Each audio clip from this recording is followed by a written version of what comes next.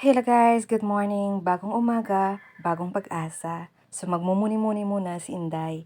So ganyan naman talaga tayong mga babae, 'di ba? Pagkagising ay hindi agad tumatalon sa higaan. Syempre nagmumuni-muni muna. So ngayon lalabas na ako ng kwarto.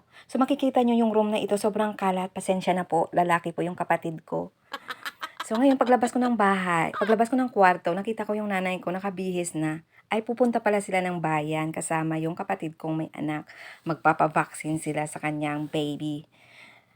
So ngayon paglabas ko ng pintuan, yan, magmumuni-muni ako uli. Manunood sa kapaligiran. Ang sarap ng hangin dito guys, ang lamig.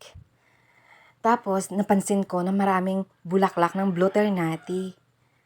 Kilala nyo ba yung Blue Ternate? Ito po yung nilalagyan namin ng mainit na tubig at iniinom.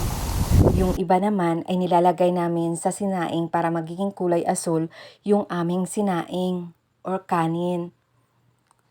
Napaka-healthy po ng bulaklak na ito. So habang nangunguha ko guys, yung kapatid ko ay paalis na at hinabol ko. Tapos, binidyuhan ko sila guys. So habang sila'y naglalakad, makikita nyo guys, pag naglalakad kayo dito sa aming lugar, makikita nyo yung magandang tanawin. Kasama niya pala yung aking inay. So yung bahay namin guys, malayo talaga siya sa kalsada. Medyo pagurin ka bago ka makarating ng kalsada. Pero kami, sanay na kami na lumakad ng malayo. So ngayon guys, nilalagyan ko na ng mainit na tubig itong Blue Ternate. At ito yung inumin ko tuwing umaga dito sa aming lugar. Tapos ang sarap sa pakiramdam. Dahil habang kay umiinom, ramdam mo yung simoy ng hangin. Yung mga nagsasayawang mga dahon ng kahoy. Mga bulaklak. Mga palay.